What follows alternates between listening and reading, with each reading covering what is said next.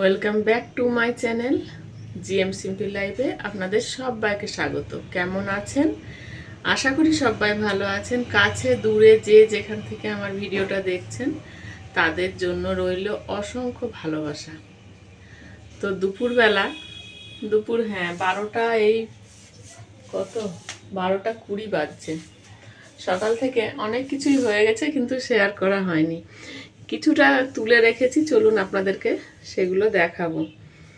এদিকে পুজোও হয়ে গেছে। আজ হচ্ছে বৃহস্পতিবার, আমি আসিনি পুজোর দিকে, আজকে ছিলাম ওই দিকে রান্নার দিকে। রান্নার বিশেষ কিছু ঝামেলা ছিল না,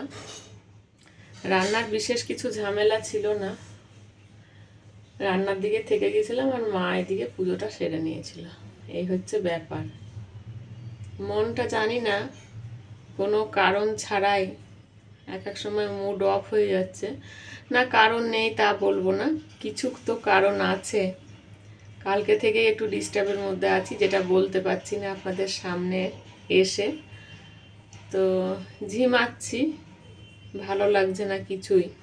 আসল কথা কি বলুন তো, মানুষ সবাই নিজের মতন করে সবাইকে চালনা করতে চায়। নিজে যেমন চলে সেইটাই সবাই যেন সেই রকম চলে, সেই আশাটাই করে। কিন্তু সেটা তো বাস্তবে হয় না। সবারই এরকম আমার মতন নিজের নিজের চিন্তা ভাবনা আছে, নিজের ভালো মন্দ আছে, সুবিধা আছে। তো তারা কেনই বা চলবে অন্যের কথা মতো? সেইখানে একটু প্রবলেম। তো সেই প্রবলেমটা আর খুলে বলছি না, সেই সব নিয়ে একটু মনের মধ্যে খচখচানি হয়েছে। তারপর থেকে কালকে থেকেই কাজের জায়গা থেকে এসছি, সেখানে একটু প্রবলেম ক্রিয়েট হয়েছিল, সেখানেও মনটা গন্ডগোল হয়েছে। সকালটা শুরু হয়েছিল কাল কিন্তু বেশ ভালোভাবেই, তারপরে ওখানে একটু সমস্যা, আর তারপরে বাড়ি এসে আবার একটু সমস্যা, সব কিছু মিলিয়ে মিশিয়ে যেন একটু জটলা পাকিয়ে গেছে বেশ ভালোই। আর একটা জিনিস, তার মধ্যে এই দেশের এইরকম পরিস্থিতি, সেই সব কারণ সব কিছু মিলিয়ে মিশিয়ে একটু গন্ডগোল চলছে।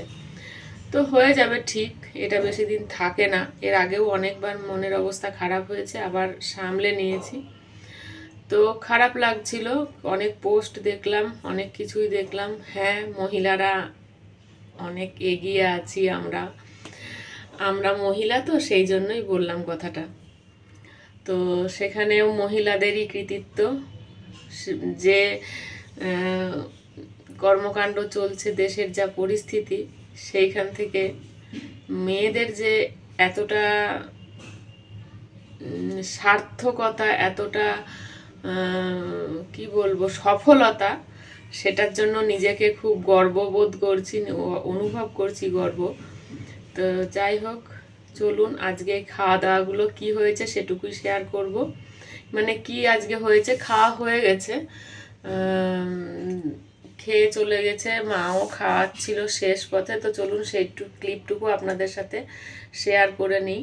তার আগে বলি, আমাদের এই দেশের জন্য যারা মানে তাদের জীবন বাজি রেখে এই যুদ্ধকালীন পরিস্থিতিতে চলছে, তাদের জন্য অনেক অনেক ভালোবাসা, আর ঈশ্বরের কাছে প্রার্থনা করি তারা যেন সুস্থভাবে তাদের বাড়ি ফেরত আসতে পারে, তারা যেন নিজের মায়ের কোলে ফিরে যেতে পারে, তারা যেন নিজের পরিবারের কাছে সুস্থভাবে ফিরতে পারে, এই কামনাই করব ঈশ্বরের কাছে।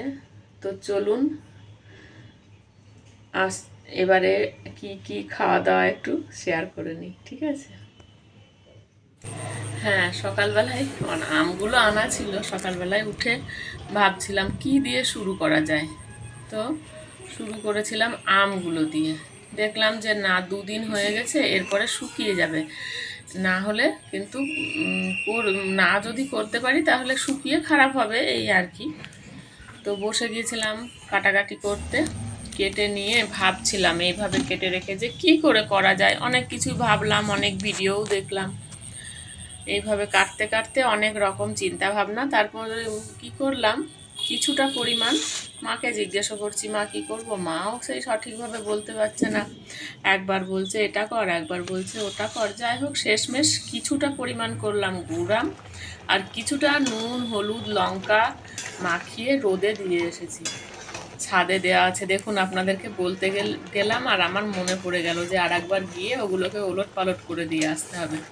তো যেমন নর্মালি করি, খুব সিম্পলভাবে তেলের উপর 5 ফোড়ন শুকনো লঙ্কা দিয়ে আমগুলো নুন হলুদ দিয়ে ভেজে নিয়েছিলাম, রোদে দিইনি।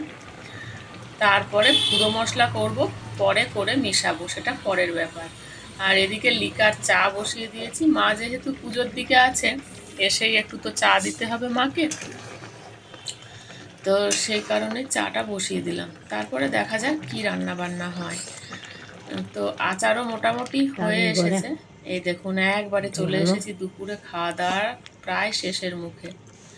মা খেতে বসেছে, দাদা খেয়ে চলে গেছে অলরেডি। তো কি হয়েছে, কি খাবার সেটা একটু দেখাবো, দেখুন।